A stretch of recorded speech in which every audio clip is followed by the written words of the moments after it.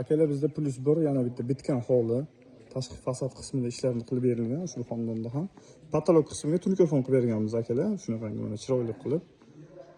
Biz doimiy kuzatib borayotgan obunachilarimiz birchada biz imkon qadar klassik uslubda ish qilamiz.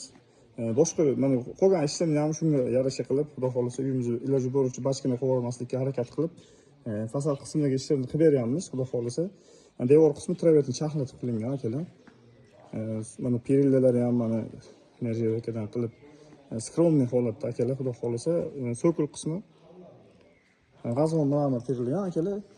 Qora shu Xitoy Grand kafel kombinatsiya qilib, oyog'ini tagini esa burchatka qilib berilgan akalar.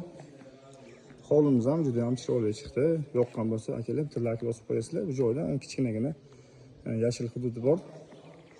Uyimizda eng ochib turgan joy menimcha shu joy bo'lib turibdi, yashil hudud. Imkon qadar kattaroq qilish kerak edi, lekin akamiz unamadilar. Bizda o'zi yashil hudud juda ham ko'p deb Pop tumani Kenagas qishlog'i bu joy akalar. Juda ham ajoyib chiqdi hovlimiz ham. Sizlarga ham shunaqa xizmatlar kerak bo'lsa, tashqi fasad qismida bizning jamoamizga murojaat qilishingiz mumkin.